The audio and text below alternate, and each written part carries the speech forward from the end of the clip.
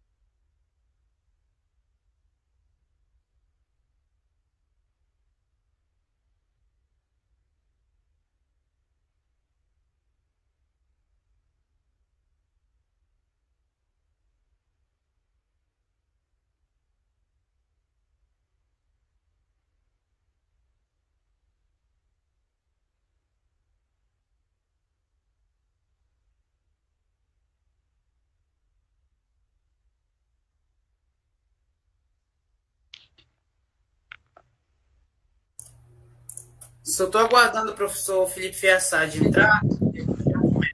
Ele tá com o mesmo problema que o senhor, professor. Ele está tentando entrar aqui na chamada. Ujú.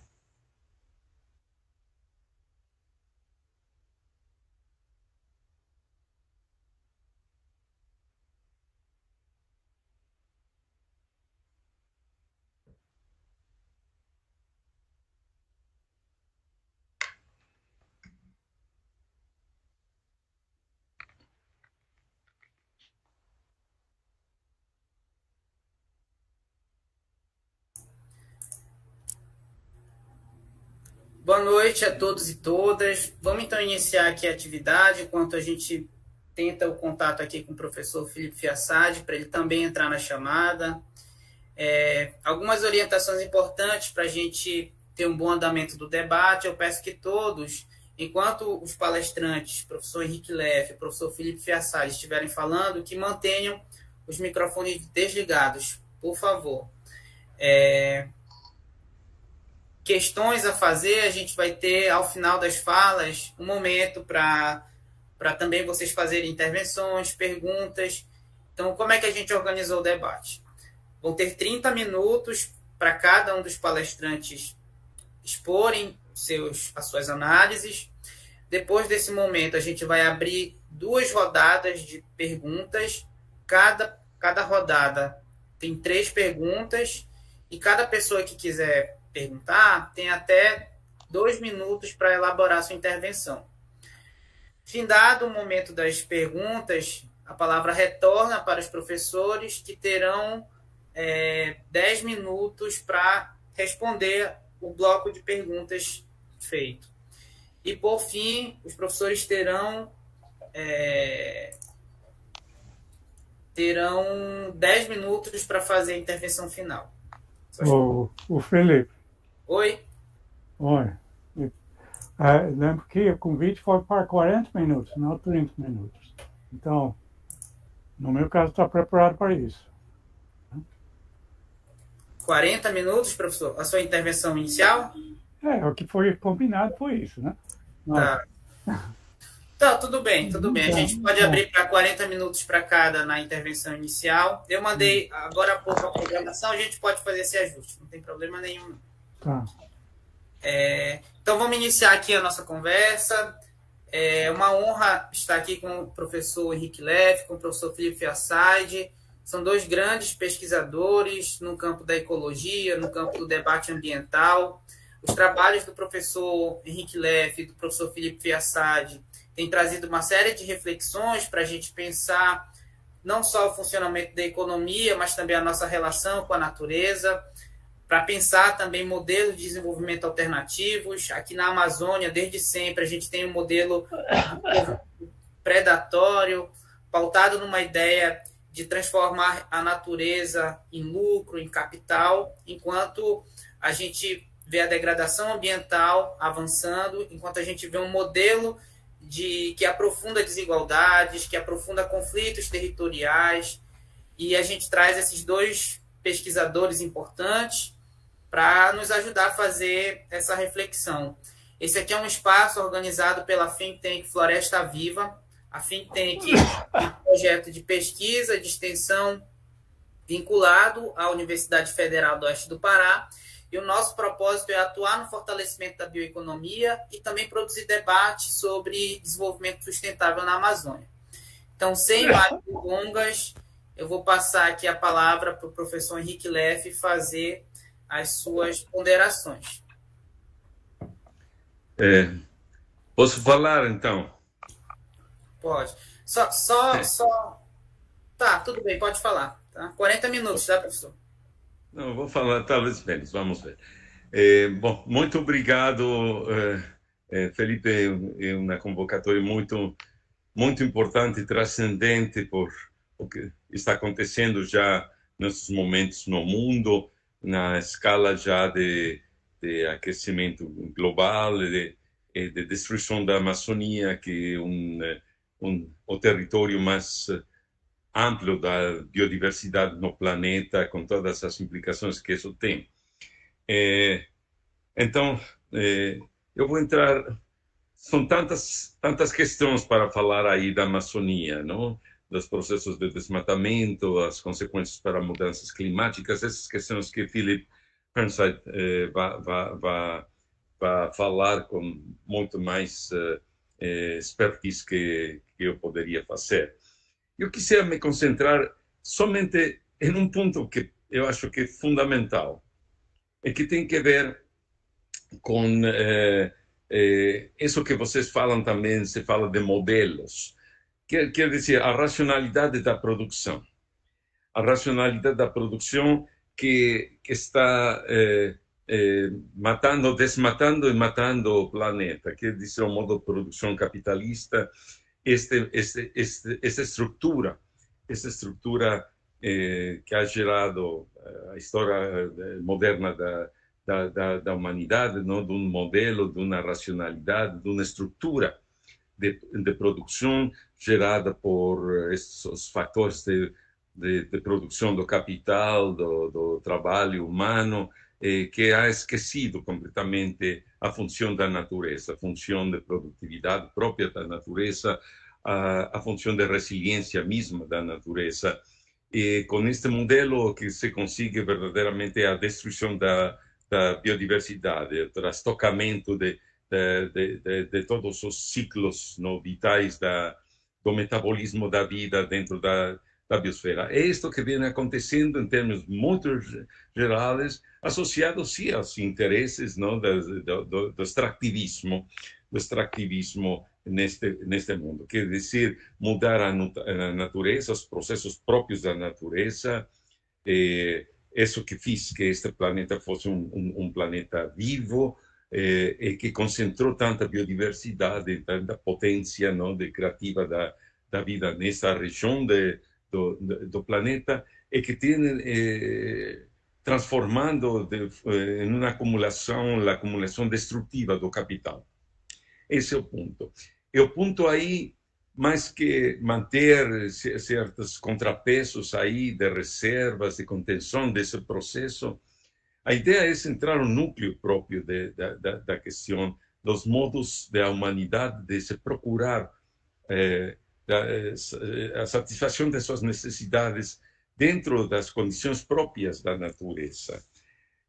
Dessa natureza que foi voltada para ser objetos de trabalho, natureza objetivada para ser apropriada por as forças produtivas do capital, e que ha gerado esse processo que parece, não, que inelutável de destruição, de degradação antrópica, como eu gosto de falar, do planeta e da Amazônia.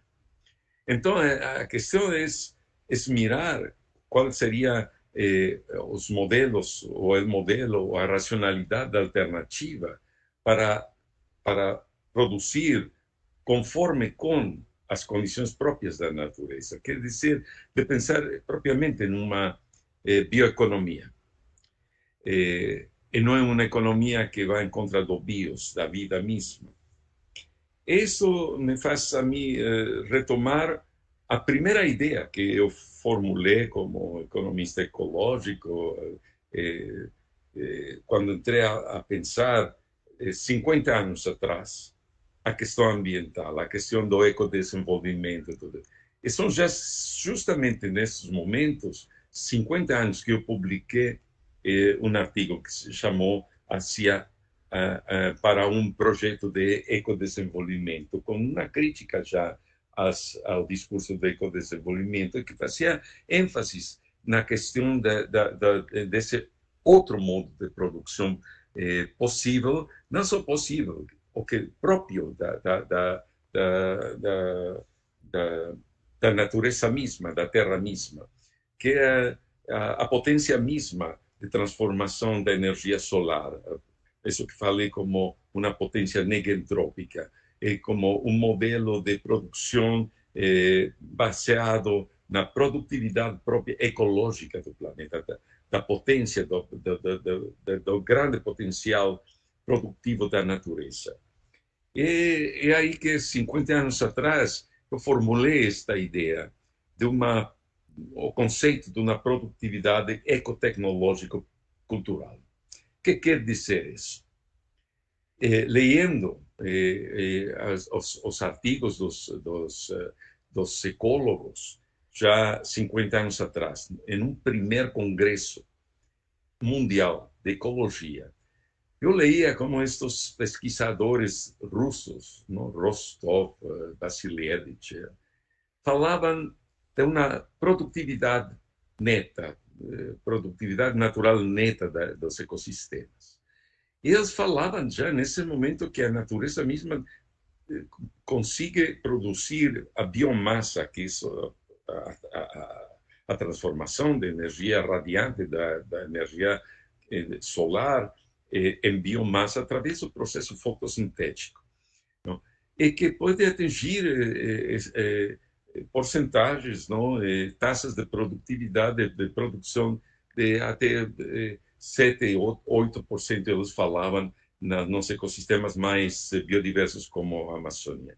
Então, nesse momento, eu pensava, a economia que destrui a natureza consegue, nesses tempos, conseguia crescer a um ritmo sim, de 7%, pode mesmo além dos 7, 8%, mas um crescimento do PIB.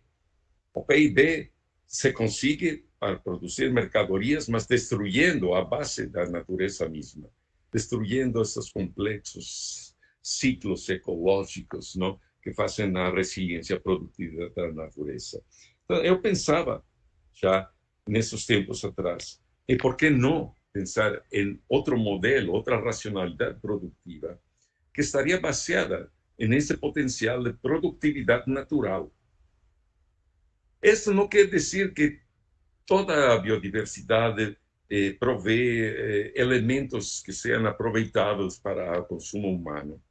Mas isso deixaria para pesquisas que deveriam se organizar sobre, eu falava nesses tempos de uma regeneração seletiva, não?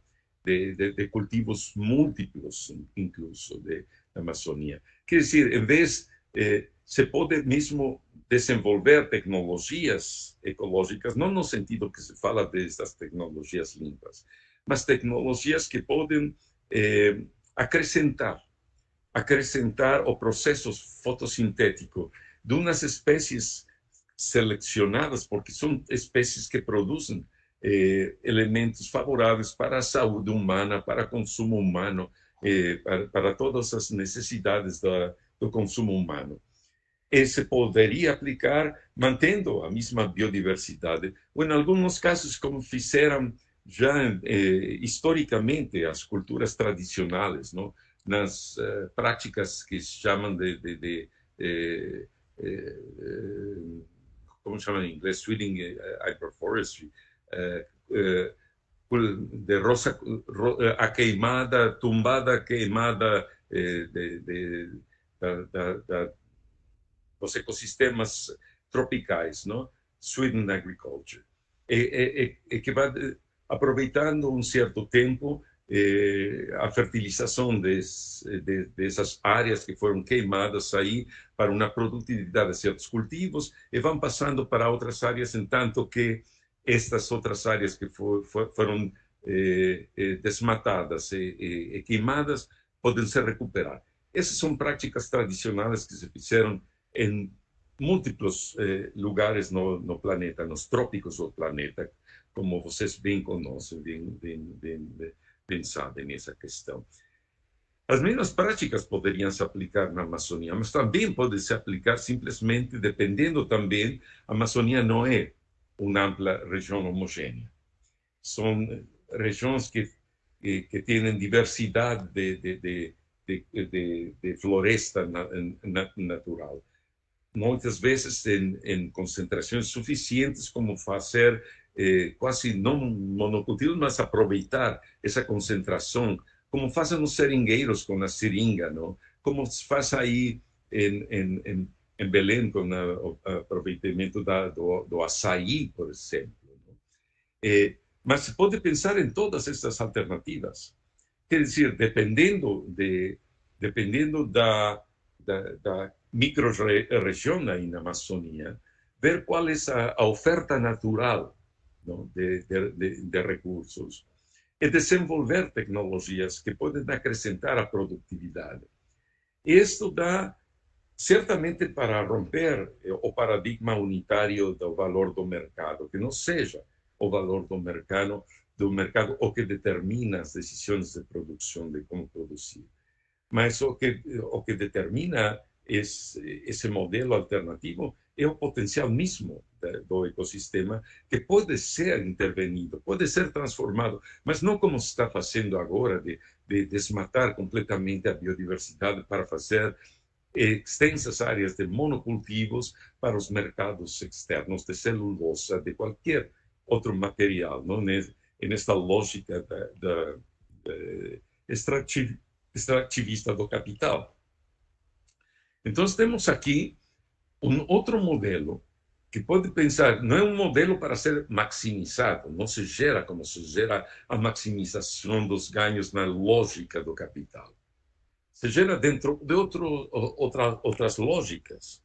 A lógica é a produtividade talvez máxima ou suficiente, para falar de outros termos, suficiente que pode ser extraído dentro desses processos que chamam negentrópicos, não, de transformação de energia solar em produtividade de biomassa, em distintas diversidades também, e que dá para produzir mesmo excedentes econômicos que podem se trocar entre comunidades a nível nacional e mesmo jogar um pouco com o mercado internacional. Se pode fazer, mas a lógica cambia radicalmente da base da produção. Então, para mim, essa é a ideia que eu formulei daqui a 50 anos atrás. Isso, para mim, gera aí uma verdadeira mudança de racionalidade produtiva. Isto vai além das questões que discutiu em seus tempos Georgescu Ruegen, quando ele, por primeira vez também, 50 anos atrás, desde 1971, em seu famoso livro, não, do processo econômico e a lei da entropia, ele falava disso, que o modelo econômico, o processo econômico, o que produz nesse planeta é justamente a entropia. Produz uma entropização do processo. A entropia se manifesta em muitas formas. É a produção finalmente, de calor. E o aquecimento global é consequência deste modelo, deste processo de entropização do planeta. Então, sim, a situação dá para estar mirando as complexidades dessas consequências, não, do desmatamento nas mudanças climáticas. Mas eu acho que nós deveríamos de pensar, mesmo se já correram 50 anos desta proposta, que eu fico assim, um pouco surpreendido, deixe-me dizer, confessar, surpreendido que mesmo aí, nos pesquisadores amazônicos, não han pegado esta ideia, salvo que tem incluso exemplos que vão nesse sentido. Vejam, os seringueiros não fazem outra coisa que isso. Eles aproveitam essa produtividade negentrópica, não? Da seringa. Eles derivam daí seus meios de vida, eles produzem uma variedade aí de artigos de mercadorias que conseguem intercambiar, trocar nos mercados nacionais, mesmo internacionais, não? E conseguem ter um modo de vida sustentável baseado nessa lógica. Da experiência de Chico Mendes e dos seringueiros se han extendido, vocês conhecem isso muito melhor que eu, todos esses processos de outras reservas extrativistas na Amazônia, no Cerrado também, e que vão nesta lógica. Mas eu acho que essas experiências que estão já sedimentadas também nas práticas mesmas de muitas comunidades, é isso que deveríamos de acrescentar, de difundir ampliamente como um modelo transformador de uma lógica que vai para a insustentabilidade da Amazônia, para a destruição da Amazônia e dos povos amazônicos, para construir esta outra lógica de vida, que é uma lógica de sustentabilidade, mas também de biodiversidade e de diversidade cultural, porque a ideia dessa produtividade ecotecnológica é que é uma produtividade ecotecnológica cultural. O que quer dizer isso? Não somente que vamos para maximizar esta transformação negentrópica de radiação solar em qualquer tipo de biomassa por um modelo tecnológico único, supremacista, como se poderia chamar, para aplicar a toda a Amazônia. Mas saber que dentro da diversidade cultural amazônica também tem diferentes modos de compreender, de viver, a forma como se ha gerado a sua própria cultura, cada cultura dentro dessas diferenças linguísticas, semânticas, geram matizes diferenciados de compreensão da vida e da natureza mesma, e do desejo ou não de procurar seu bem-estar a partir do aproveitamento de uns recursos ou de outros recursos. Então, respeitando as diferenças, as identidades culturais de cada comunidade, de cada povo, se podem gerar hoje territórios de vida sustentáveis, baseados nesta lógica de produção e lógica de vida. E conseguir que a Amazônia continue sendo aí um mosaico de biodiversidade biocultural, né? E que mantém a riqueza, a biodiversidade sempre evoluindo nessa evolução criativa da vida, como falava Henri Bergson, né? E encontra na Amazônia o território mais amplo deste planeta para se desenvolver este projeto, que poderia, após da Amazônia, ir para outras regiões como um exemplar, não? Do que é possível neste mundo, da construção de outros mundos possíveis que são construídos a partir desta outra lógica. Então, eu acho que mesmo 50 anos, meio século após de formular esta proposta, eu não teria outra melhor proposta para fazer a vocês neste momento que esta proposta. E vocês têm aí na Amazônia se chama um capital, um potencial humano de pesquisadores maravilhosos.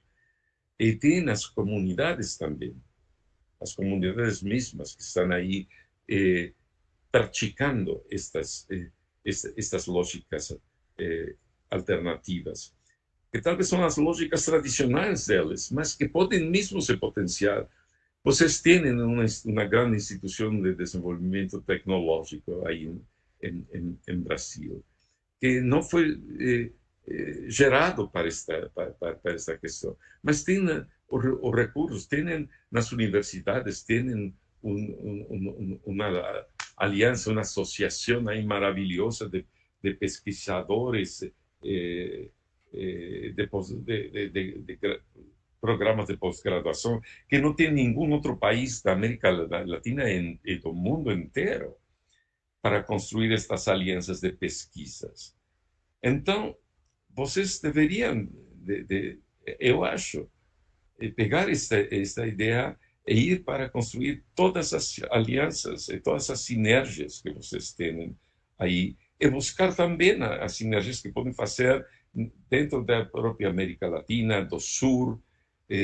Não sei, eu pensaria mesmo tocar as portas aí de outras instituições internacionais que poderiam hoje mesmo se interessar nessa questão. Não sei se mesmo a China tem um potencial tecnológico enorme e que poderia pensar nessas questões, não? São outras vertentes de um desenvolvimento tecnológico para a transformação da biodiversidade, mas mantendo sempre a biodiversidade, que é a condição ecológica fundamental desses territórios. Não se pode artificializar, pensar que se pode artificializar a Amazônia para maximizar a produção dos valores de troca, de mercadorias para o mercado do mundo globalizado, e manter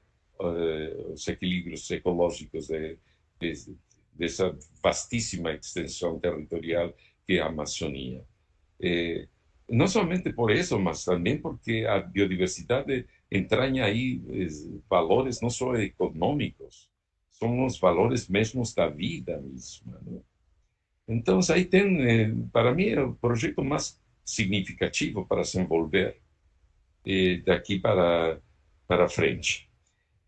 Não dá agora para falar exatamente de quais poderiam ser as taxas de produção de produtividade, mas já falei dessa questão. A natureza, por essência mesma, por natureza mesma, é produtiva, mas devemos pensar em essas formas de fazer produzir a natureza dentro da imanência mesma da natureza.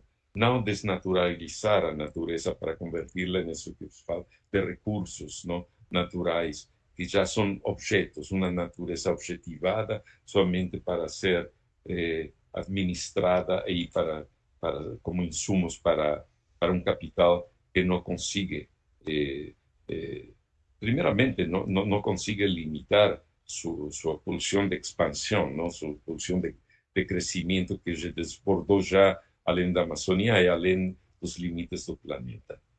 Então, essa seria a minha modesta contribuição, a minha modesta proposta para vocês. Eu gostaria muito de saber se faz sentido para vocês isto que eu estou falando, ou estou, talvez, sou um pouco extraterrestre, estou imaginando já um impossível dentro do nosso planeta vivo. Eu vou parar aqui, eu vou deixar mais tempo a meu querido colega Philip Fernstein para ele ter mais tempo para expor as suas amplas ideias sobre que eu escutei com muito interesse em Manaus uns meses atrás, sobre as consequências já catastróficas dos níveis de desmatamento da Amazônia para as mudanças climáticas. Muito obrigado e fico aqui presente para escutar nossos debates. Obrigado. Obrigado, professor Henrique Leff, pela sua contribuição, pela sua análise. Faz muito sentido. Aqui a gente está refletindo de forma coletiva. As suas contribuições teóricas, elas nos ajudam a pensar um mundo alternativo. O que a gente tem visto até agora é um mundo de degradação. Em 39 anos, a Amazônia perdeu mais de 50 milhões de hectares para as queimadas. Eu acredito que o professor Fiassad vai detalhar um pouco melhor essas informações. Mas a gente precisa ter esperança de que outro modelo de desenvolvimento é possível. E junto com os povos tradicionais, junto com aquelas pessoas que defendem a vida, como o senhor colocou. Muito obrigado. Agora eu quero chamar o professor o professor Felipe Forsyth para fazer a sua exposição. Professor, o senhor nos ouve? Sim. Quero aqui estender também um agradecimento da Think Tank, da UFOPA, pela sua disposição em estar aqui nessa noite, participando desse debate. Os seus textos e as suas contribuições, elas nos ajudam a pensar de forma crítica e também de forma criativa, modelos alternativos de desenvolvimento. E para mim, e acredito que para a maioria das pessoas, para todo mundo que está presente nessa sala virtual, é uma honra. Só para lembrá-los que aqui nós temos 100 pessoas participando da live e nós temos mais de 100 pessoas participando também pelo YouTube. Então, a gente alcançou bastante gente para acompanhar esse debate. Professor Felipe Forsyth, a palavra está com o senhor. Tá, deixa eu compartilhar a tela aqui.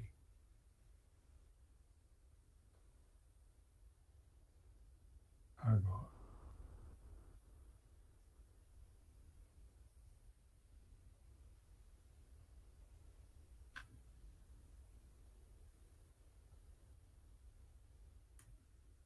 Tá.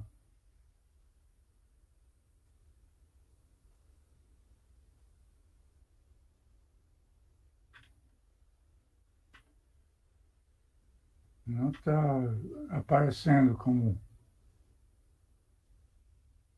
Se o senhor preferir, pode me enviar por e-mail que eu compartilho. Não, mas eu preciso ter controle da coisa. Ah, sim. Senão vai demorar muito. Tudo bem. Ah, tá aqui, é janela. Agora está vendo? Sim, estamos vendo. Muito bom. Aí está vendo a tela cheia? Estamos vendo sim, professor. Tá. Tela cheia. Não, tela cheia não, tá a imagem do PowerPoint. Para aparecer tela cheia, o senhor tem que fazer a tela cheia aqui no PowerPoint, dar um Ctrl Tab e lá no Google Meet selecionar a janela de tela cheia. Não sei se ficou confuso. Sim, ficou. Ficou, né? Tem que estar no PowerPoint.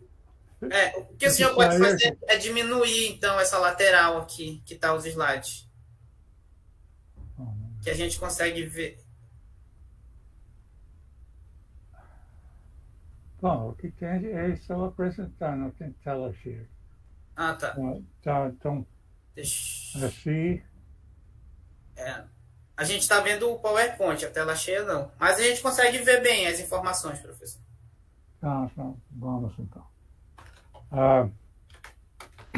Bom, então, sendo que o evento e preparação para a COP30, eu vou concentrar nas mudanças climáticas na Amazônia.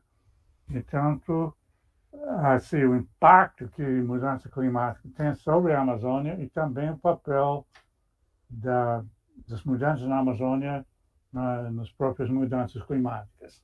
Há os dois caminhos. Primeiro, deixa eu fazer a propaganda desse site aí, que tem muita mais informação sobre tudo que vou falar aqui. Esse é importante. Então, primeiro, tem evidências claras de que a mudança climática está andando rapidamente aqui na Amazônia. Aqui, em 2023, com 150 botos mortos, temperatura de água lá de café acima de 40 graus, coisas incríveis.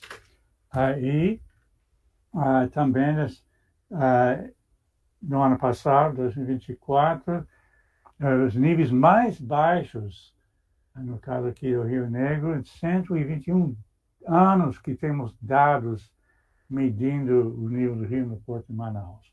E o último recorde foi o ano anterior, de 2023. Quer dizer, já é completamente fora da faixa normal. Então, você vê aqui o que aconteceu. No caso de 2024, aqui em setembro, se tem água quente no Oceano Pacífico, isso que dá o fenômeno El Niño, que leva a grandes secas na Amazônia, especialmente na parte norte da Amazônia. E também se tem no Atlântico água quente na parte tropical norte do Equador e água mais fria ao sul do Equador. Então, esse é o que configura o dipolo do Atlântico. E esse dá grandes secas na parte sul da Amazônia, como o que aconteceu em 2005 e 2010. El Niños como 1997, 2003, 2015 e no ano passado, 23 e 24 também. Então, quando você tem as duas coisas juntas no mesmo ano, como nesses últimos 2 anos, aí tem seca em toda a Amazônia. Detalhes climáticos, pode pegar aqui texto em português com muitas informações. Então, pode pegar todas essas coisas do site. Agora, a previsão é realmente catastrófica para o El Niño, para a Amazônia. Aqui que seria chances de condições secas sem precedentes, que é pior do que qualquer coisa que aconteceu até agora. Isso sobre a parte norte aqui na Amazônia. E, em termos do... Professor, está ouvindo? nós estamos lhe ouvindo, só que eu acho que o senhor tem que sair da apresentação, porque o slide está parado. Ainda está na primeira tela. Na primeira tela? É porque não está transmitindo a sua tela inteira. Aí que eu vou pedir para o senhor só... agora sim. Que o senhor apresente dessa forma, porque não está aparecendo a apresentação do PowerPoint. Mas o senhor pode apresentar assim, pode ser? Sim. Tudo bem. Então, vamos voltar aqui. Desculpa. Só viu essa inicial. Isso, só vemos a inicial. Eu falei dessas evidências com o que aconteceu em 23, com os botos, os níveis dos rios, e aqui da situação em 2024, né? E tem água quente no Pacífico, que dá o El Niño, seca no norte da Amazônia, e esse dipolo do Atlântico quente ao norte do Equador e mais frio ao sul, que dá a seca na parte sul da Amazônia, acontecendo no mesmo ano. Então, tem esses textos assim, você pode pegar do site com muito mais informações sobre isso. Então, aqui, as previsões para El Niño, que são sem precedentes, quando se seca no norte da Amazônia. E, no caso do dipolo do Atlântico, como em 2005 e 2010, quando tinha incêndios florestais no Acre, uma coisa que não é normal, estamos acostumados a isso em Roraima, por exemplo, com El Niños, mas para ter no sul da Amazônia não é o normal, e esse está aumentando a frequência até mais rapidamente do que o próprio El Niño. Agora, a consequência disso é grave. E também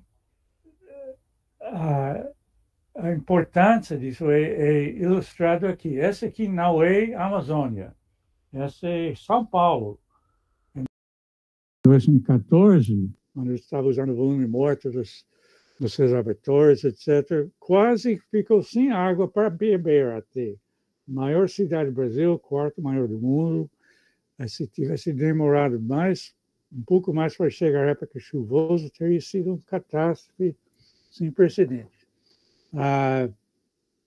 E depois, em 2021, outra enorme seca naquela parte do Brasil. Então, o clima lá já mudou. E a previsão é que ia mudar mais nessa mesma direção com o andamento do aquecimento global. Isso é devido a mudanças de temperaturas no Atlântico Sul, no oceano, não é tanto diretamente com o desmatamento. Mas isso aumenta muito o valor da floresta amazônica, porque não tem mais nenhuma margem para perder a água que é reciclada pela floresta e transportada até São Paulo, por exemplo, pelos ventos chamados rios voadores. Então, esse é muito importante nesse contexto. Então, as lições desses eventos é justamente isso, que não tem mais margem para perder a floresta amazônica. Os detalhes estão nesses textos aqui. Alguns devem saber, mas eu tenho uma coluna semanal no site da Amazônia Real. Toda semana sai um texto de divulgação científica. Tem mais de 800 textos lá. Pode pegar todos do meu site também.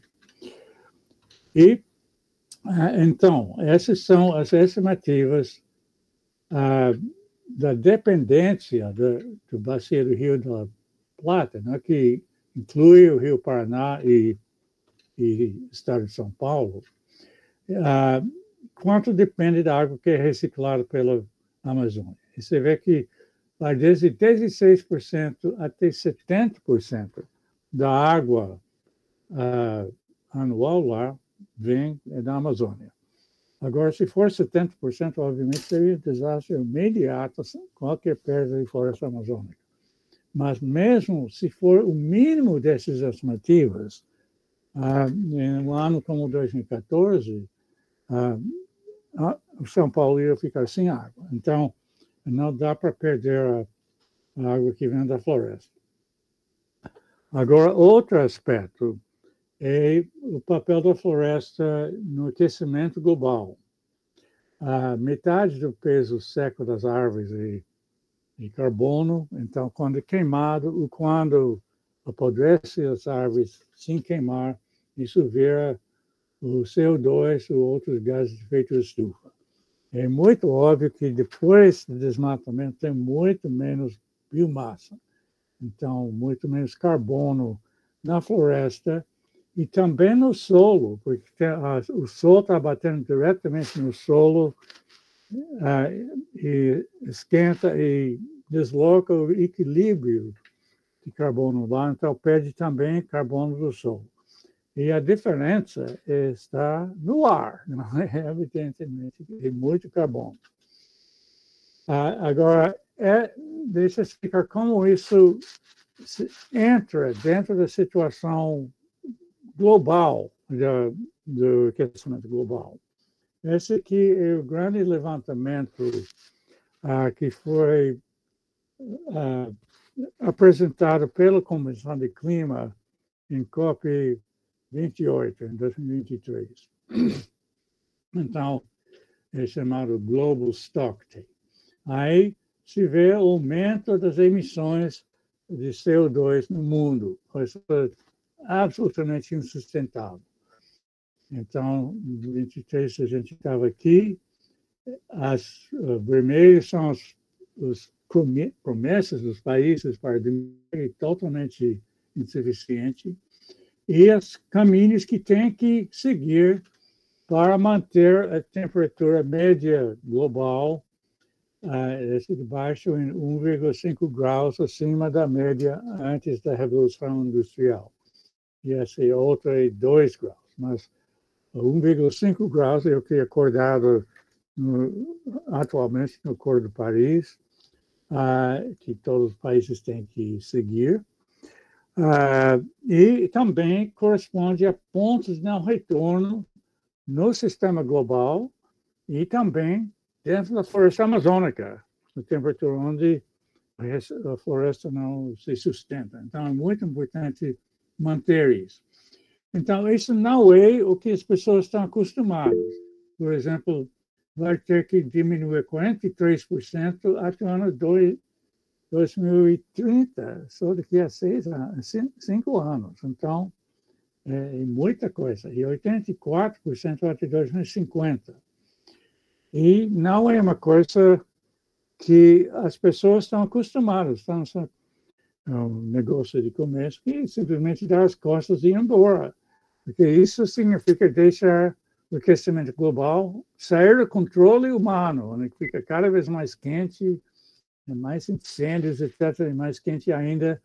E o Brasil seria devastado completamente. Primeiro, ia perder a floresta amazônica, inclusive toda aquela reciclagem de água, biodiversidade, dos povos tradicionais e tudo mais.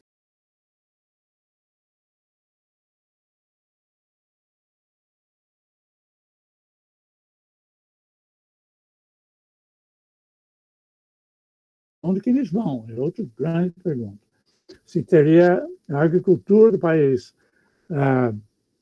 assim, diminuído muito, tanto do agronegócio quanto da agricultura familiar.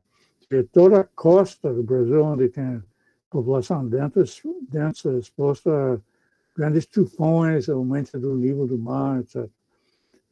E teria as chamadas surpresas climáticas, que são as coisas que não são previstas nos modelos de clima, porque o clima real é mais complexo do que os modelos.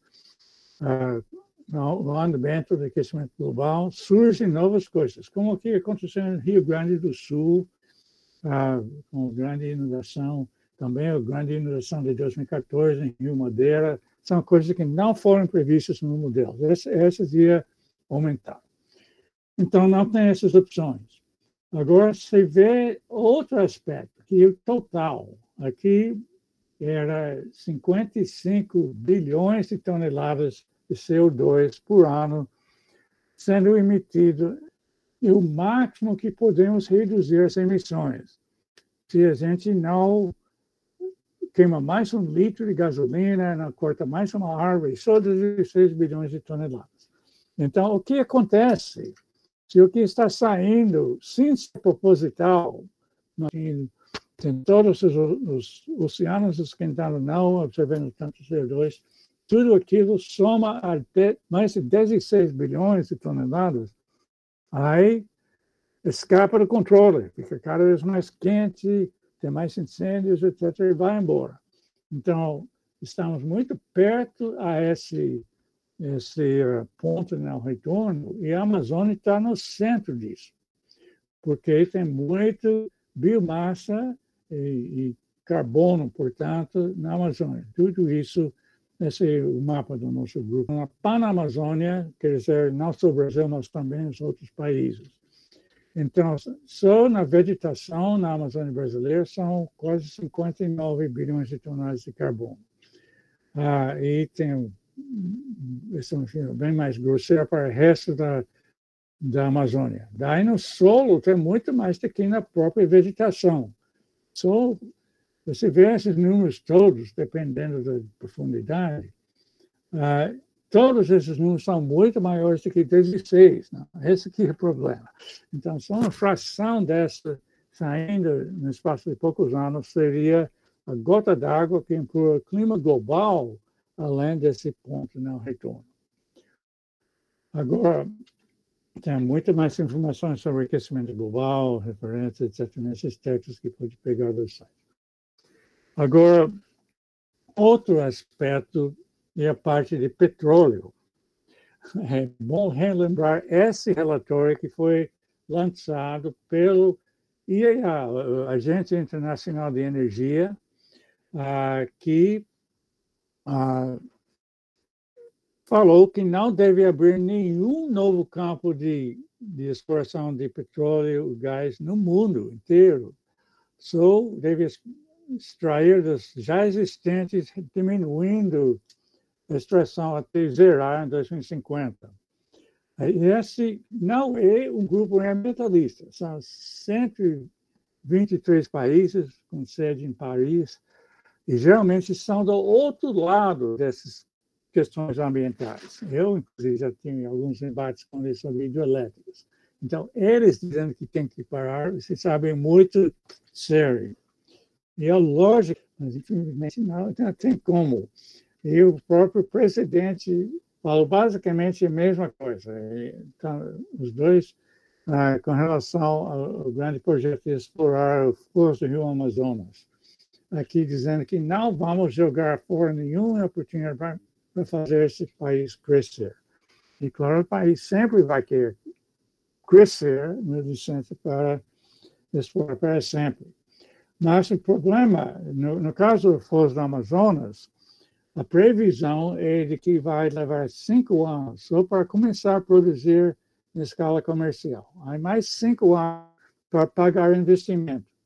E aí ninguém vai querer parar com zero de lucro. Então, vai embora durante décadas. Então, abrindo um novo campo, a lógica das empresas, etc., leva a essa continuação a longo prazo, muito além do tempo quando o mundo inteiro tem que parar de usar combustível fóssil.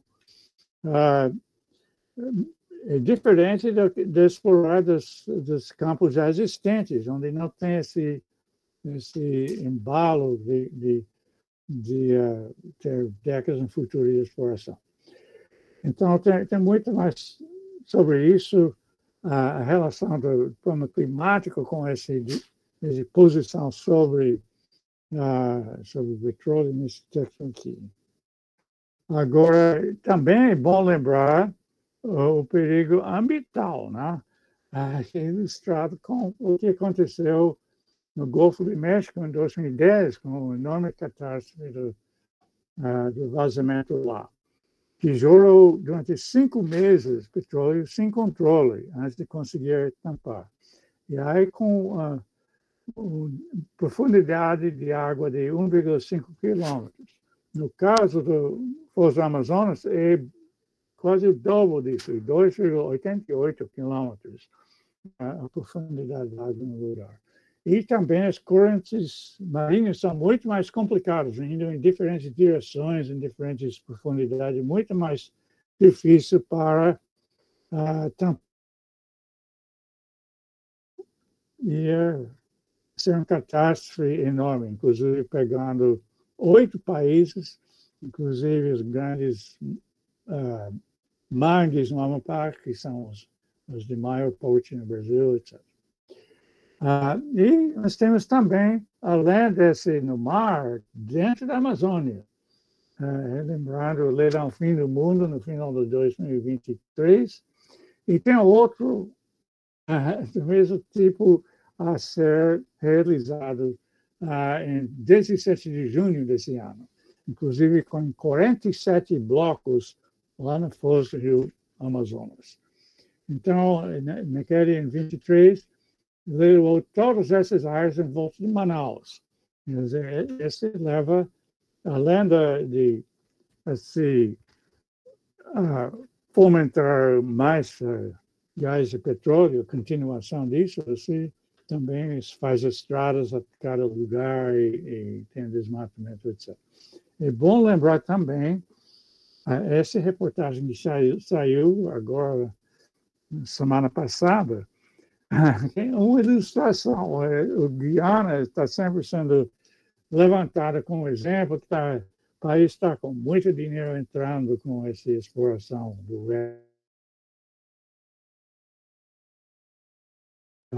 lá, e quer ser igual no Brasil. Mas você tem um problema do chamado maldição dos recursos naturais, que em vez de melhorar a situação social, fica com mais pobreza, mais desigualdade, etc. E já está acontecendo lá nesse exemplo que está sendo usado aqui. Então, esse aqui tem muito mais informação sobre essa questão do gás e petróleo e como isso ameaça a floresta amazônica, não apenas as outras coisas. Agora vamos ver mais sobre a previsão de mudança climática, continuando as tendências. Esse é o último relatório do IPCC, o painel intergovernamental de mudança do clima. Cada linha aqui é um cenário do futuro. Então, mesmo essas primeiras 2 linhas são cenários onde tem a presunção de um grande acordo entre os países para diminuir as emissões. E mesmo assim, a Amazônia fica bem mais quente e mais seca. Se continua como está, fica muito mais quente e muito mais seco. Então, essa combinação é o que mata as árvores, porque quando a temperatura aumenta, qualquer planta precisa de mais água só para sobreviver. E justamente não está mais chovendo. Então, muitas árvores passam dos limites. Você pode ter uma ideia com esse estudo. Manaus está aqui, 80 quilômetros ao norte, e você tem um grande estudo dinâmica biológica de fragmentos florestais. Há mais de 45 anos de dados do Instituto Smithsoniano junto com o INPA, 65 mil árvores monitoradas, identificadas, etc. Então, você vê a beira da floresta ali, nessas áreas de pesquisa, e você vê as árvores mortas e todo aquele céu azul onde as árvores já morreram e caíram perto da beirada. E os dados mostram também claramente de que perto da beira as árvores morrem muito mais do que dentro da floresta. Então, por que estão morrendo lá?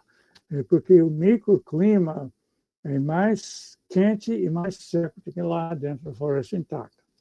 E as árvores realmente morrem, não é uma simulação de computador. Então, estão em diferentes números de meses de secas em zona, e perto do cerrado e longo, tem uma parte núcleo onde chove basicamente o ano inteiro, e essas zonas estão migrando para dentro da região, expondo a floresta mais seca. E já perto do cerrado aqui, já aumentou mais ou menos um mês o comprimento da época seca, no norte de Mato Grosso e leste de Rondônia. Isso até ameaça o grande trunfo do Brasil de ganhar 2 safras de soja no mesmo ano em cada hectare. Para o Brasil, realmente é grave.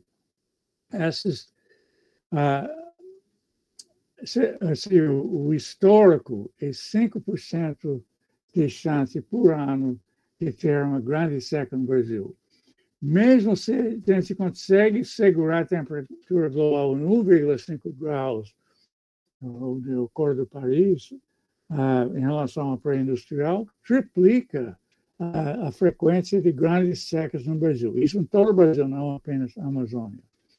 E se vai embora, se todas essas é previsto acontecer desse século ainda, você chega a mais de 10 vezes a frequência assim, histórica de grandes secas. E nenhuma floresta tropical aguenta isso. E não é apenas essa mudança global, com aquecimento global, também tem mudança de clima regional, que é causada pelo próprio desmatamento, a perda dessa reciclagem de água. Então, tem uma retroalimentação entre as secas e o desmatamento. E perto, o mar, então, a floresta não é tão importante para isso, porque a água quase tudo vem direto do oceano. Mas chegando em Acre e Rondônia, fica muito importante, porque depende muito dessa água que é reciclada. Então, você vê esse ponto vermelho sobre Rio Branco, no Acre, aquilo é ponto zero, como se fosse jogar bomba atômica ali. E já está com problemas de manter a floresta. Agora, são vários tipos de pontos de não retorno com relação ao clima e à floresta amazônica. Um é esse da percentagem da floresta que for desmatada para manter essa reciclagem e o restante da floresta. Você deve ter ouvido desse trabalho que saiu em 2018, do Thomas Lovejoy e Carlos Nobre, que calculou que seria entre 20% e 25% da floresta desmatada ia representar um ponto de não retorno. E dentro do Brasil já estamos em 20%. Né? Esse piorou, não? O grupo do Carlos Nobre, em 2007, calculou que seria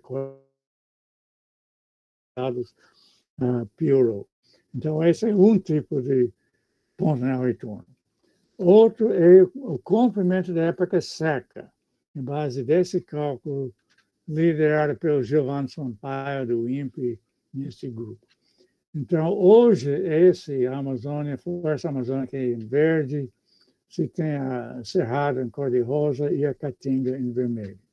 Agora, com esses 2 cenários, com grande acordo ainda para reduzir as emissões, a Amazônia vira uma savana, não uma coisa biodiversa como o Cerrado, mas no porte do Cerrado. E se não tem esse grande acordo, vai embora, vira Caatinga. Então, quem conhece Caatinga é um choque. Agora, outro tipo de ponto de não retorno na Amazônia é a temperatura.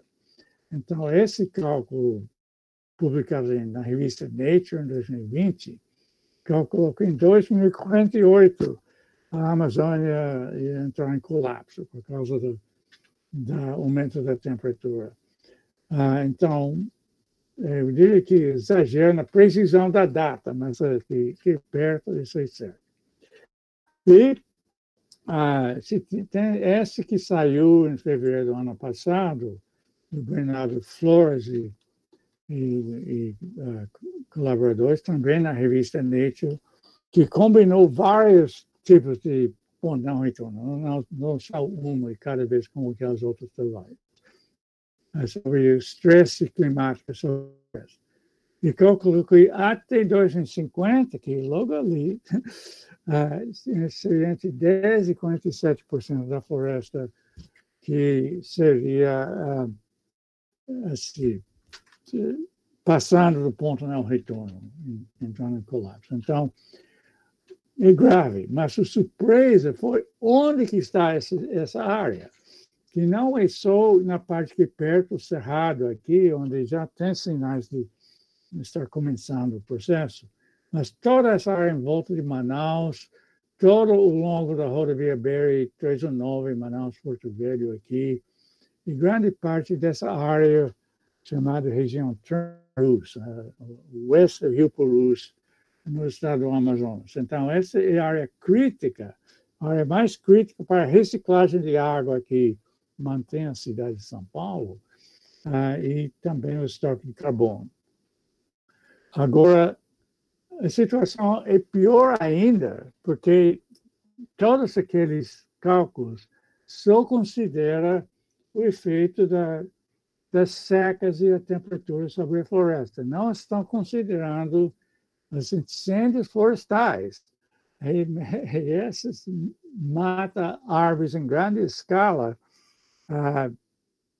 independente dos outros problemas. E com aumento da temperatura e aumento das secas, isso favorece incêndios florestais, assim como a ocupação cada vez mais espalhada com pontos de ignição. Então, essa ilustra bem o problema. Isso é uma área protegida perto a Santarém, e em 2015, que era ano grande El Niño e incêndios florestais, se vê a floresta tudo intacta, antes dos incêndios.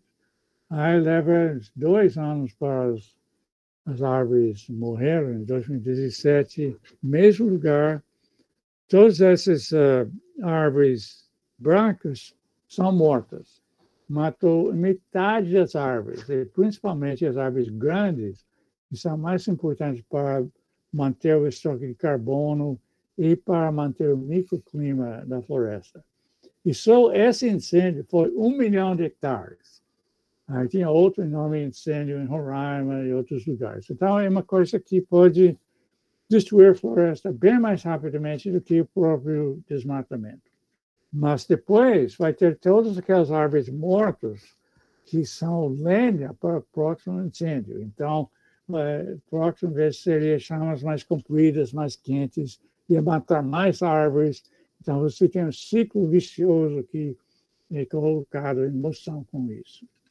E, além disso, você tem a exploração madeireira, que favorece muito os incêndios. Tanto em fazer mais área pegar fogo, e também, caso que pegue fogo, o fogo é mais quente e mata mais árvores. Porque a exploração madeireira também deixa todas as copas das árvores e muitas árvores acidentalmente mortas, etc. Então, esse estudo, liderado pelo Paulo Barney, nosso grupo de incêndios em Roraima, conseguiu mostrar que esse efeito da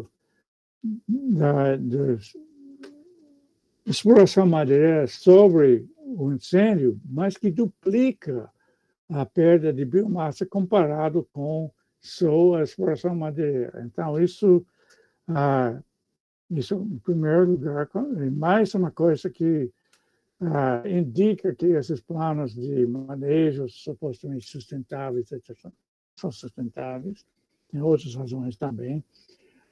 E é importante lembrar que tem esse impacto independente de ser legal ou não, ser licenciado ou não. E esse está sendo fomentado, subsidiado pelo governo, né, de aumentar essas áreas sob manejo florestal, ou seja, florestal madeira. E você vê o que acontece. Esse estudo de Everton Barros, que fez um mestrado comigo sobre isso, em áreas indígenas no sul do estado do Amazonas.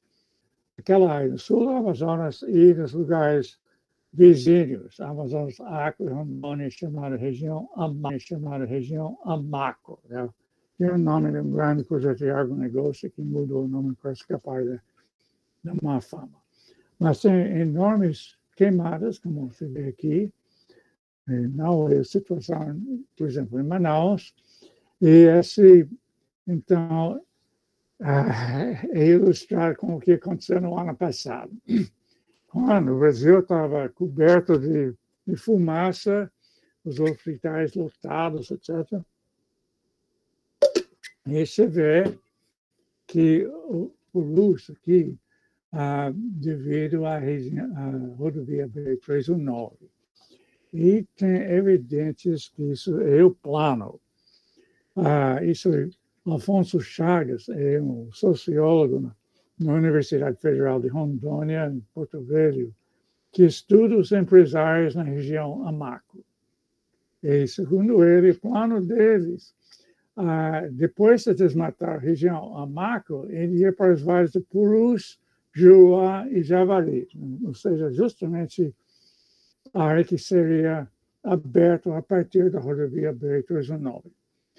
Então, todos sabem que o grosso do desmatamento tem sido concentrado no chamado arco de desmatamento aqui, e com essa estrada que seria reconstruído, então esses atores, que são desmatadores, podem migrar não só para a beira da estrada, mas que tudo que abre já com estradas, inclusive a estrada de Roraima, né, que é notória por ser o lugar com menos controle ambiental em toda a Amazônia, principais políticos até porem os garimpeiros na terra Yanomami, etc.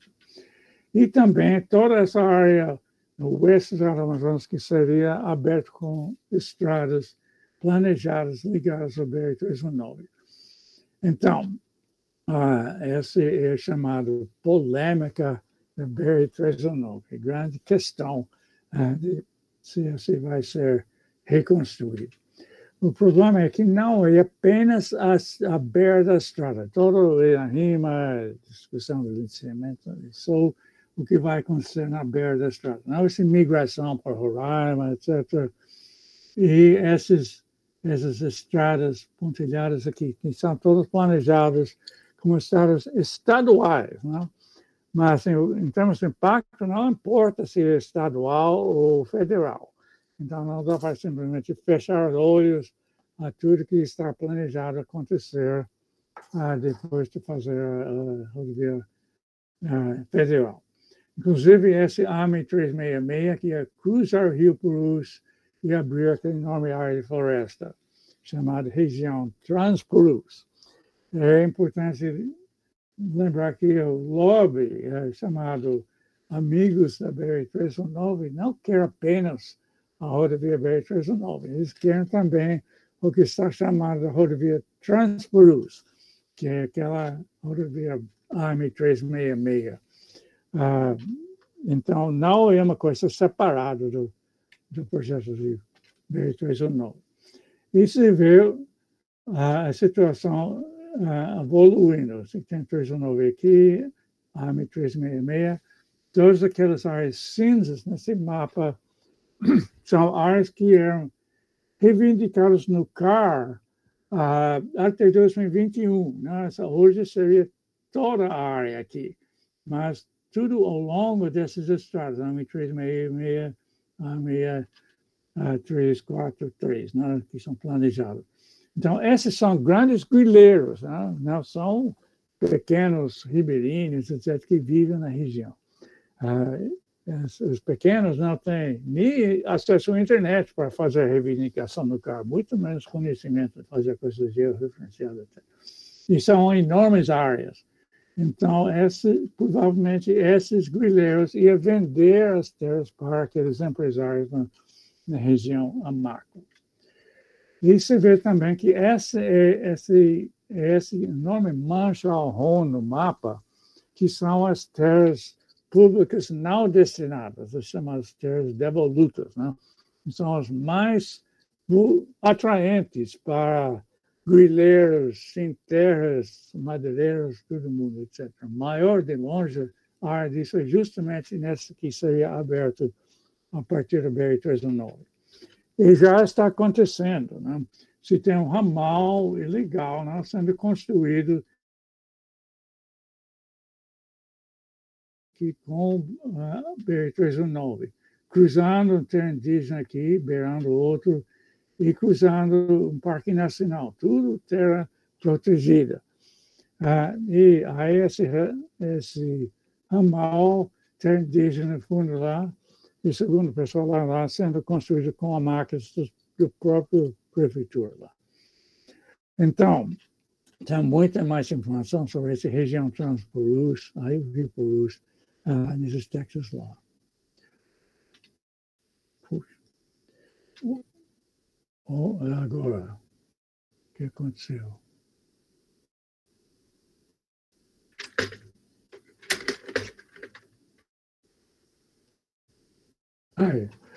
Então, a gente estava vendo essas duas terras indígenas aqui.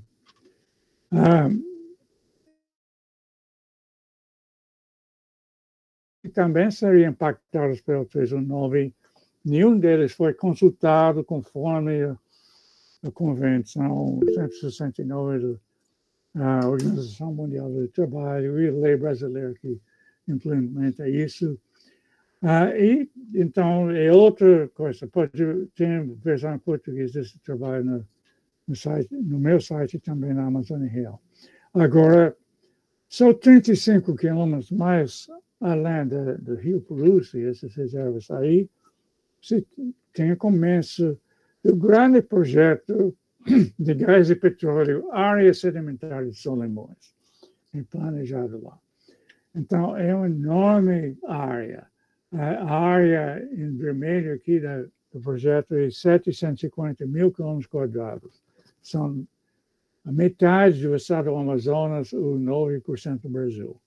E todas essas áreas verdes já têm prospecção sísmica para gás e petróleo. E você vê que aquela rodovia planejada vai justamente abrir essa área. E tem também todos esses blocos de marrom aqui que já foram vendidos para Rosneft. Né? Rosneft é a grande empresa russa de gás e petróleo que é notória no mundo. Né? Segundo o Greenpeace Rússia, já causou mais de 10 mil derramamentos de petróleo no mundo. E também é uma das maiores empresas do mundo, teria o dinheiro para influenciar, por exemplo, o governo estadual do Amazonas para fazer aquelas estradas que seria muito de interesse da empresa. Agora, também, você tem o presidente anunciando uma prateleira para distribuir terras devolutas, não que são aquelas terras não destinadas. E a maior área disso é justamente nessa área que seria aberta. Né?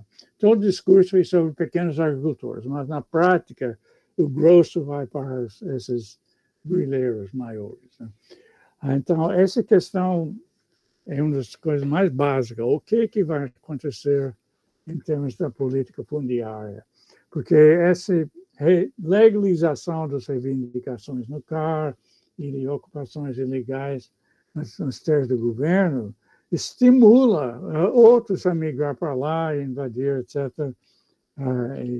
Porque ninguém é burro, você vê que pode enriquecer assim. Então, o Brasil é um dos únicos países no mundo inteiro onde ainda tem essa ideia que você pode invadir a área do governo e ganhar um título. Você vê o que está acontecendo com isso na rodovia BR-319. Isso aqui é a Vila Realidade. Isso começou em 2003, desculpa, com 2 ônibus de Sinteras que chegou lá. Eu cheguei lá a primeira vez em 2005, e era só algumas barracas na beira da estrada. Mas daí tinha outras não organizadas, indivíduos indo para lá espontaneamente e se juntando, invadiu toda a área em volta das terras públicas, agora é uma pequena cidade lá, e essa foi legalizada como assentamento do INCRA e continua invadindo fora disso. Então, é um processo. Você vê o tamanho da coisa. Essa imagem satélite de 2022, esse enorme mancha de desmatamento, essa é a rodovia BR-319 aqui e a Transamazônica aqui. Essa é a Vila Realidade.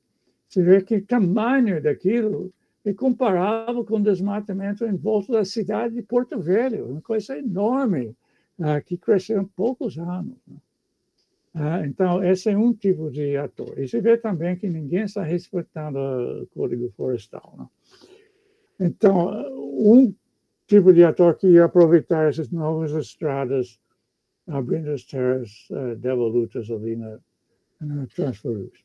A gente estava vendo esse ponto vermelho aqui, dos lugares com grande perda de floresta primária em 2021. Agora, tem outro tipo de ator aqui, nesses 2 pontos vermelhos. Esses são grandes grileiros, 2 ramais legais que os próprios grileiros fizeram em Mal do Boi, em Alto Jacuitibá, lá. E são enormes áreas de fazendas, não? 3, 4 mil hectares cada um, grilados em terras públicas. Então, é outro tipo de ator. E você vê como o processo está andando. Em 2023, eu fiz uma longa viagem no Acre.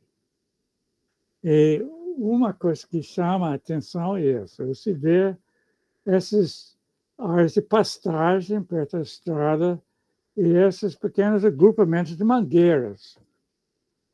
Então,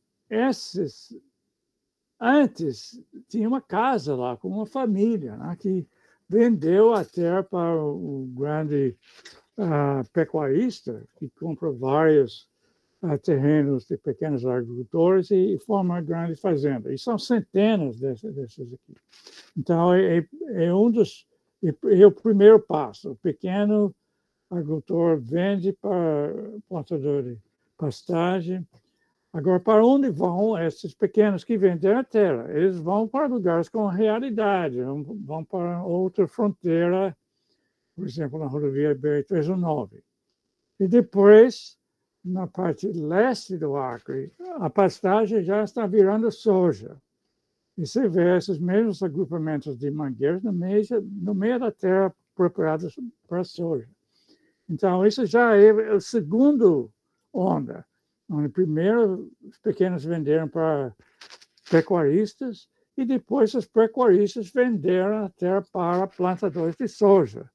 Porque quando a terra é mais valiosa para a soja do que para o gado, o pecuarista não se transforma em plantador de soja. Ele é outro grupo social, outra especialidade. Ele vende a terra e é valorizada, tem muito dinheiro, aí compra uma terra muito maior e terra barata, mais afastada na floresta amazônica. Por exemplo, desses grileiros ao longo da BR-319. E, inclusive, já encontramos lá na 319 esses fazendeiros que venderam terra para plantadores de soja indo para lá. Mesmo processo que aconteceu em Mato Grosso, sendo transformado, passaram para soja, e os fazendeiros mudaram para a BR-163, para Novo Progresso, etc. São Félix do Xingu também, outros grandes focos de desmatamento. Então, essa transformação de pastagem em soja e também a transformação dos pequenos fazendo. Esses são grandes motores do desmatamento. E a questão é onde isso vai parar. Abrindo nova fronteira, isso vai continuar até chegar à última árvore, se não tem alguma coisa que muda. Agora, no caso da BR-319, o ministro do Transporte diz que vai ser a rodovia mais sustentável e mais velha do planeta.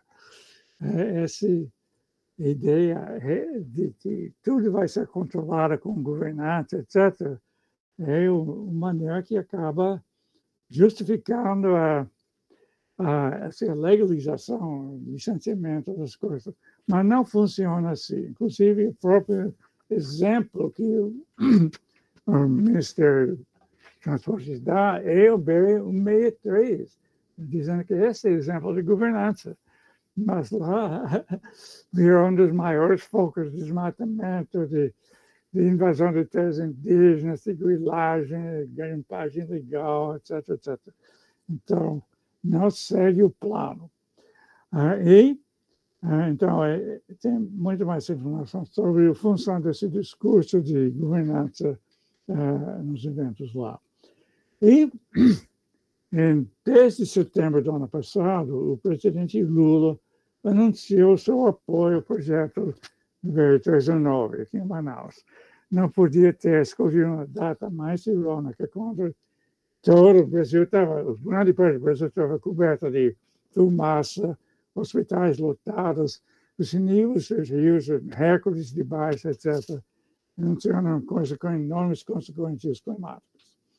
Então, tem muita mais informação nesse situado de Ambio, que tem versão em português lá, e sobre como isso se relaciona com o COP30, porque tem esse de petróleo e também as outras coisas, outras grandes políticas de fazer estradas como o 319, de legalizar as ocupações e as reivindicações de grileiros nos seus públicos, de subsidiar essa transformação de pastagem, soja, juros subsidiados, etc.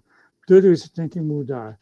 Esse editor in Science, que saiu há 3 semanas atrás, explica bem, e temos uma versão em português no site lá. Eu queria terminar com uma coisa um pouco mais esperançosa, né? Que tudo isso. E relembrar que são os serviços ambientais da floresta, essa de evitar catástrofe de aquecimento global, de reciclar a água, que é essencial para o Brasil e também para os países vizinhos, de manter a biodiversidade com todas as suas funções, além de manter povos tradicionais, etc. Essas são as razões que valem muito mais do que o dinheiro que se ganha destruindo a floresta. Mas tem, então, esse propósito que eu estou tentando vender há 40 anos já, e deve ser outra base para a economia, ao invés da economia que hoje basicamente baseada na destruição da floresta. Eu recomendo essas coisas, inclusive essa revisão que foi em 2023 sobre o desenvolvimento sustentável. Eu recomendo ver essas coisas aqui. Então, eu termino relembrando que são esses serviços ambientais, essa aqui é a floresta ao norte de Manaus, tem das torres do INPA. Essa de evitar aquecimento global, de reciclar água, manter a biodiversidade, etc., que dá uma esperança para ter outro futuro. Tem muito mais informação no site lá. Obrigado. Então, podemos responder perguntas, etc. Obrigado, professor Felipe Assad, pela sua contribuição. Foram muitas informações. Acredito que depois a gente possa conversar para sistematizar esses dados para a gente trazer para esse nosso campo de discussão aqui na UFOPA. A gente vai, com certeza, acessar as referências que o senhor indicou. Então, agora, sem mais delongas, a gente vai passar para as rodadas de perguntas. Quem tiver alguma pergunta para fazer por favor, se manifeste, clique no ícone da mãozinha aqui do Google Meet, que a Ana Larissa vai fazer a leitura das perguntas. Então, a gente só reforçando aqui que a gente já vai enviar, tá, o link para quem vai receber o certificado. Vamos começar com as perguntas, então. Ana Larissa, você pode ler aqui as perguntas que enviaram, por favor?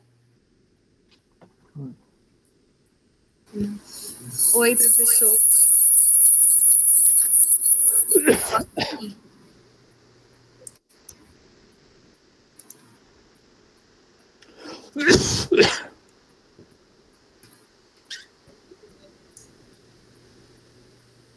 A primeira, posso logo falar diretamente com o professor Felipe? Pode falar. Felipe, na verdade, né? Aqui tem uma pergunta que é: como você avalia o diagnóstico atual das mudanças climáticas e a efetividade das políticas públicas implementadas para combatê-las? Bom, a situação é grave, como eu expliquei ali, e as políticas públicas,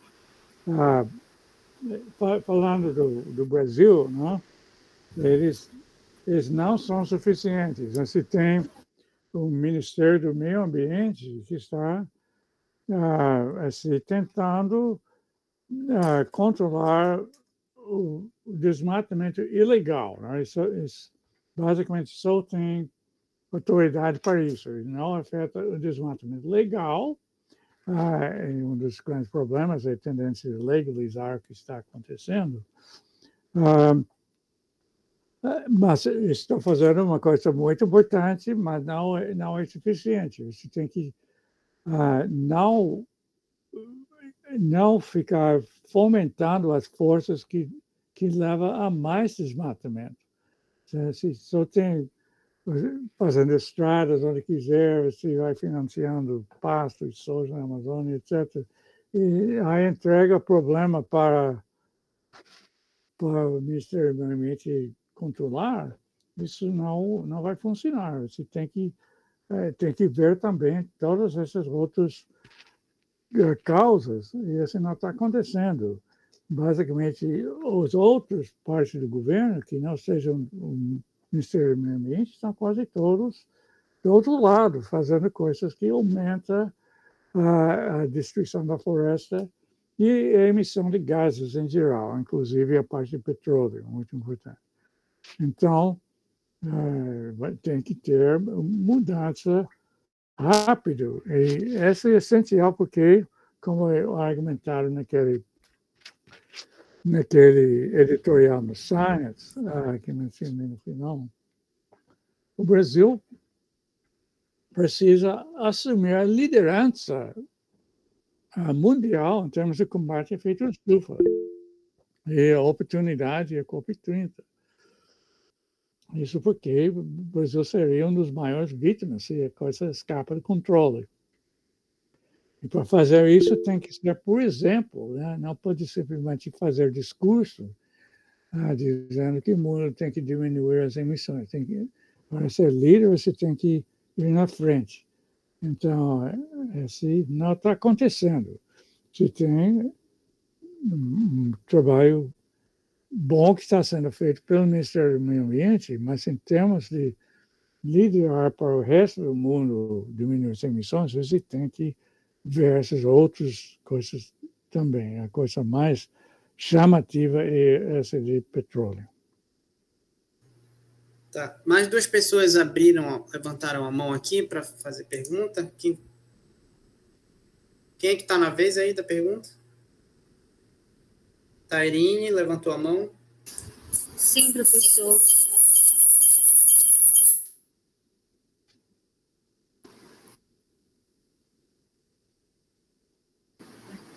Oi, boa noite. Boa noite.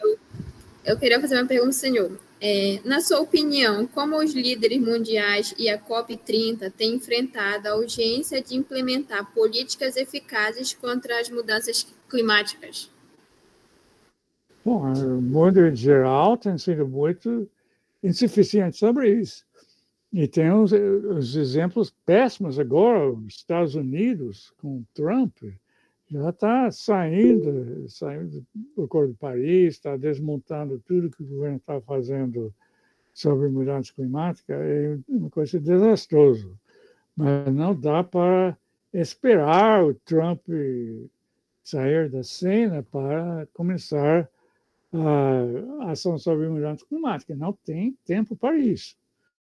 Então, o resto do mundo tem que fazer a redução das suas próprias emissões, inclusive no Brasil. Então, é uma coisa grave que não está acontecendo, mas não dá para ficar paralisado com isso, porque o resultado é desastroso. Deixando andar mais, ter mais incêndios, etc. e tal, chega a ser muito mais difícil de controlar e evitar passar esses pontos de não retorno.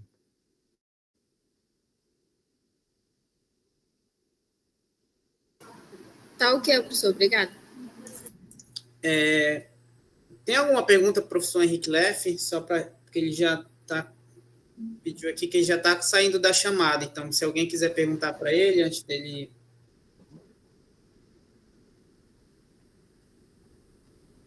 Tem 09. Só queria que a 09 levantaram a mão. Eu acho que ele vai querer falar só um minuto. Tá, pode falar. Quem está aí no 09?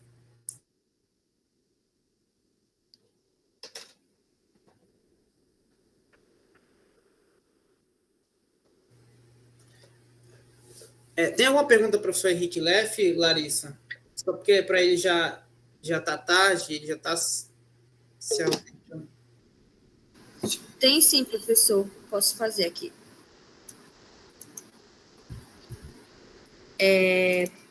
Para o professor Henrique Leff.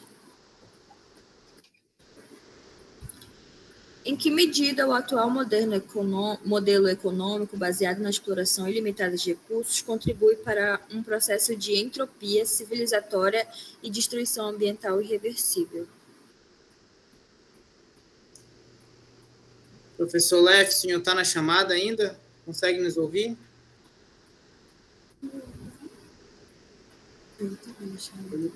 Ele estava tendo problema de comunicação. Não, ele já saiu. O professor Henrique Leff já saiu, professor. Acabei de verificar aqui. Tá. Aí o Leandro Jackson levantou a mão. E a 093. Tá.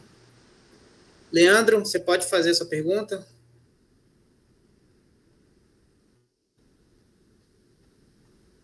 Leandro, você nos ouve? Milton. Ele acabou de abaixar a mão. Milton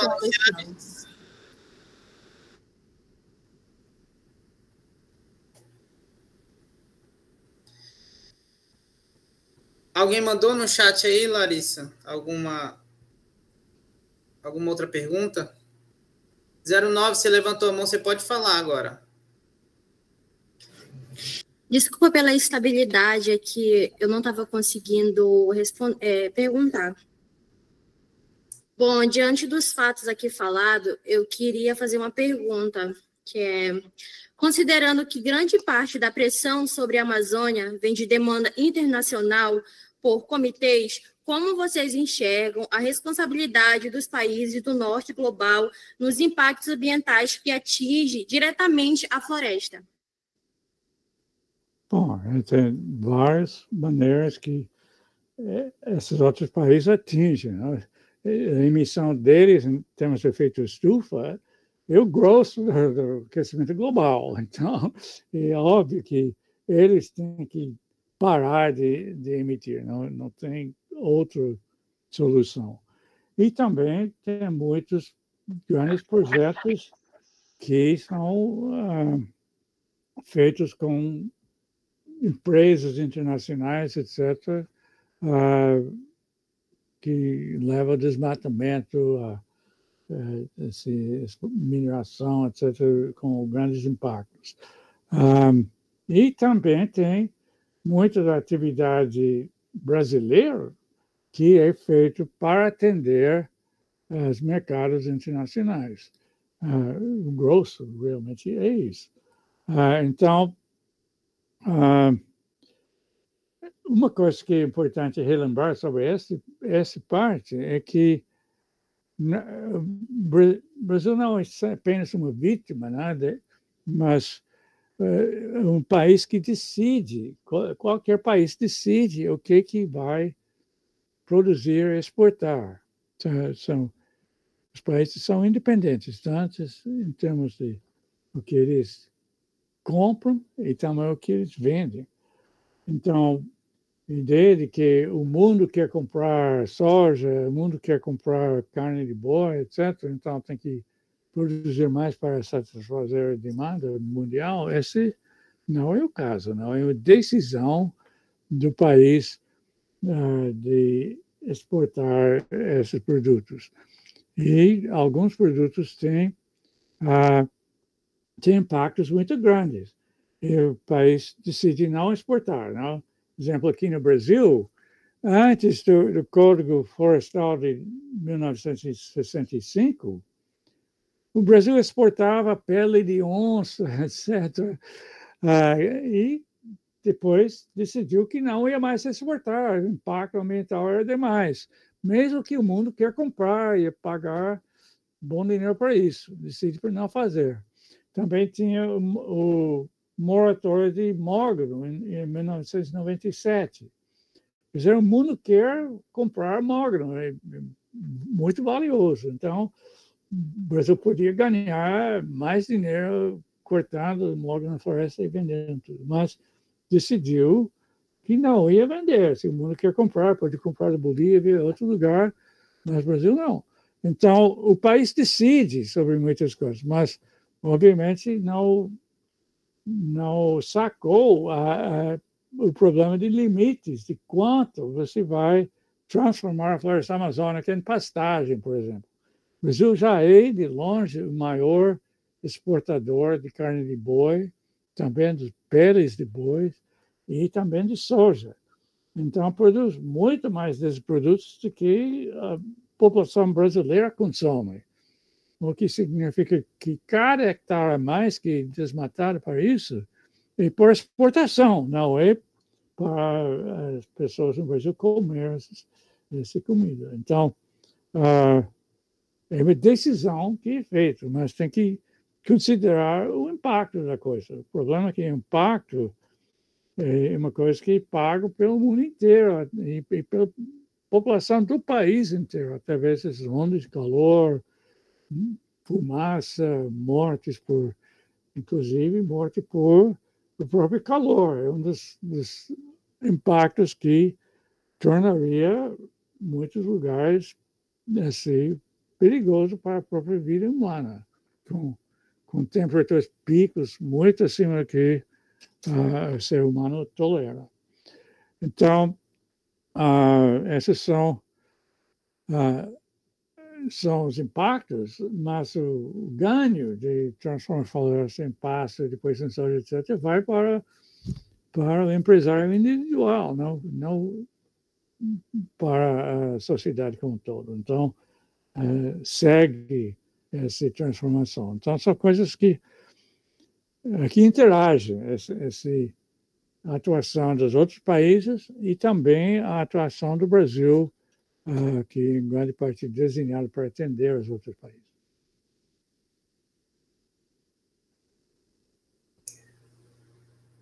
Tem uma pergunta aqui no chat da Sabrina Lima. Vou ler, professor. Boa noite, doutor Felipe. Quais deveriam ser as prioridades imediatas e estruturais que a gestão pública deveria implementar para enfrentar a crise ambiental e sanitária que as queimadas provocam, especialmente com a relação à qualidade do ar? E que soluções concretas o senhor recomendaria, tanto do ponto de vista técnico quanto político, para que a cidade pudesse iniciar um processo efetivo de mitigação e adaptação climática? Como que o senhor avalia os papéis dos municípios amazônicos dentro das metas GLOB? Acho que ela não conseguiu terminar, mas... Então, metas globais, eu acho. Tá bom. Bom, eu já mencionei várias coisas que precisam ser feitas e tem que ser rápido, né? Porque se não controlar esses processos e o clima global, a situação é desastrosa. Então, não pode parar a abertura de novos campos de petróleo e gás, né? Tem que fazer a transição energética mesmo, quer dizer, o Brasil passar para a energia renovável, mas não é o plano. O plano é de vender energia renovável na forma de hidrogênio verde, etc., para a Europa e continuar com combustíveis fósseis, etc. E se tem que parar o desmatamento. Então, isso, principalmente, tem que parar o desmatamento pelos grandes atores. Não? Isso é importante. Não são os pequenos agricultores tradicionais que são os grandes vilões. Né? Então, muito do que é sugerido realmente tem pouco relevante. Não? Se faz uma agrofloresta, uma comunidade de pequenos agricultores tradicionais, isso é muito, muito bom para a comunidade, etc., e bom ser mais sustentável, etc., mas eles quase não estão desmatando, não resolve o problema maior. Você tem que enfrentar os grandes fazendeiros, gado, e plantadores de soja, etc. Isso não está acontecendo. Ao contrário, está financiando, favorecendo isso. E se não pode fazer estradas abrindo novas áreas de floresta, como esse plano a partir do BR-319. Então, tem todas as coisas por trás disso, como é feita a decisão, o licenciamento, etc., que está sendo fragilizado, fazendo mais flexível, etc., para permitir essas obras. E a consequência é uma coisa que sai do controle do governo, não é um cenário de governança que é o que acontece. Se tem esse problema da fundiária, de ficar legalizando reivindicações ilegais nas terras do governo. Essa é outra coisa que precisa parar. Se tem outras coisas, esse financiamento de transformação de pasto em soja, etc., são tantas coisas que precisa mudar rapidamente. Então, o básico é isso. Isso precisa se coragem política. É a principal coisa faltando.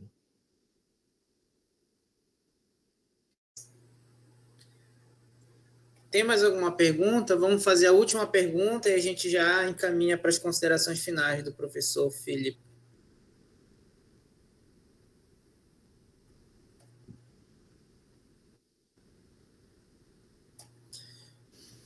A última pergunta, vou já ler. Diante da perda de mais de 50 milhões de hectares de cobertura florestal na Amazônia entre 1985 e 2023, como que o senhor avalia a eficácia das políticas de combate ao desmatamento e o papel dos governos, estadual e federal, no enfrentamento das mudanças climáticas? Bom, é evidente de que o controle do desmatamento é insuficiente, embora o Ministério do Meio Ambiente hoje está fazendo um bom trabalho sobre isso, mas não é suficiente. Tem que mudar o restante do governo que está aumentando isso.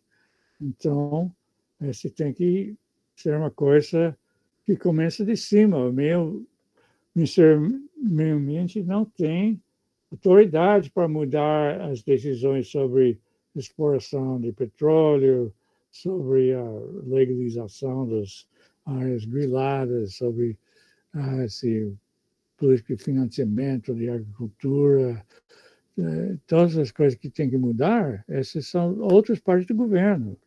Então, a liderança tem que vir do presidente para baixo, não simplesmente esperar que vai entregar todos os problemas para o Ministério do Meio Ambiente resolver.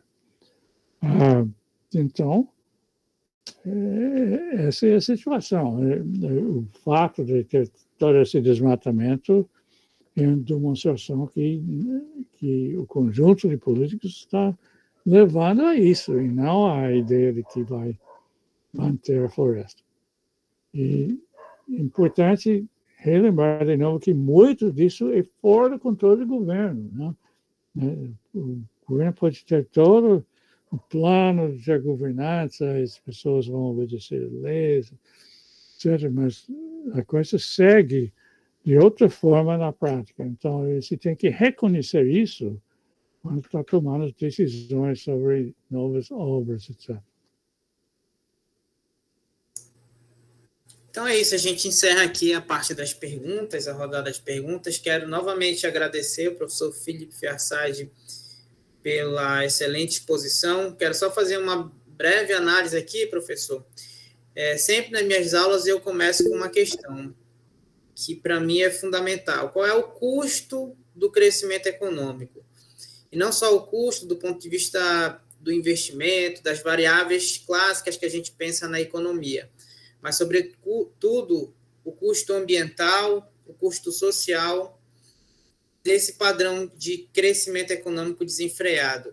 A gente vê os estudos e o padrão de emissão de dióxido de carbono, por exemplo, do Brasil, 70% é de queimadas, da pecuária e da agricultura. O mesmo setor que é financiado de forma maciça pelo Estado brasileiro. Eu estava vendo uma matéria que o Plano Safra destinou mais de 15 bilhões de reais para a grande agricultura, para o agronegócio esse ano, e eles estavam demandando quase mais 2 bilhões de reais para financiar o plano. Ou seja, o Estado brasileiro ele tem uma estrutura que financia as atividades que contribuem de maneira significativa para o aquecimento global e para a emissão de gases de efeito estufa do Brasil. Então, os desafios são enormes, só que a gente não pode desanimar. O pensamento crítico, o comprometimento com as causas ambientais é também um motor de grandes transformações. E as suas contribuições, os seus textos, essa análise que o senhor trouxe aqui para a gente, nos fortalece, nos ajuda a pensar sobre essa questão. Então, professor, eu passo agora para o senhor para fazer as suas considerações finais e a gente encerra esse momento riquíssimo de debate no dia de hoje. Bom, eu acho que muitas das pessoas na plateia aqui são alunos, no FOPA e outras universidades. Então, vocês estão num ponto crítico nas suas vidas, As pessoas estão basicamente decidindo o que eles vão fazer com o resto da vida, E é importante que pensa de trabalhar com alguma coisa como os problemas que eu mencionei aqui na apresentação. E esses são problemas difíceis, que dão muito trabalho. E sempre tem uma grande tentação nesse momento de decisão qual vai ser o assunto da sua dissertação de mestrado, doutorado, o que seja, TCC,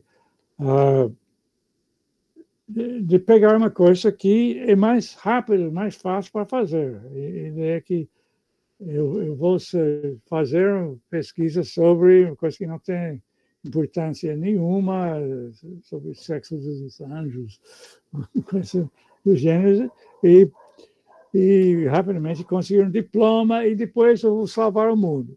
Mas essa hora nunca chega, Porque a tendência, depois de você ganhar um diploma e seguir diferentes diplomas e seguir na carreira, sempre vai ficar pressionado de produzir coisas. E o que mais possa fazer é o que você já sabe fazer, o que já está fazendo.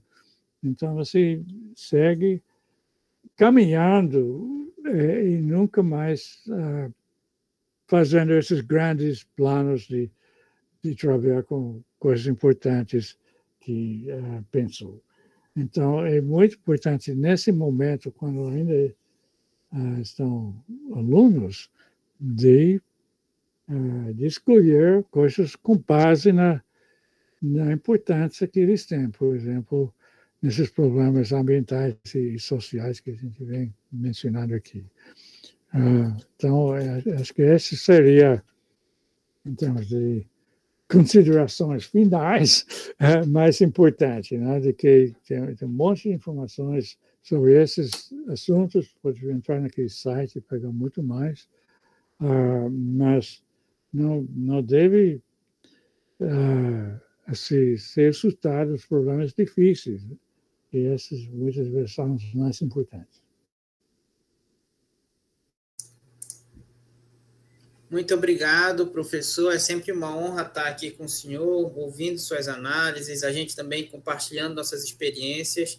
Quero agradecer a quem ficou até aqui o final do debate, agradecer ao professor Felipe e dizer que a gente está feliz com a participação e que a gente está também aberto para contribuições, para a gente fazer, de fato, uma parceria de longo prazo, para discutir questões da Amazônia, mas também construir uma grande rede de pesquisadores na Amazônia, particularmente aqui na região do Baixo Amazonas. Muito obrigado, professor. Até a próxima. Tchau. Tchau.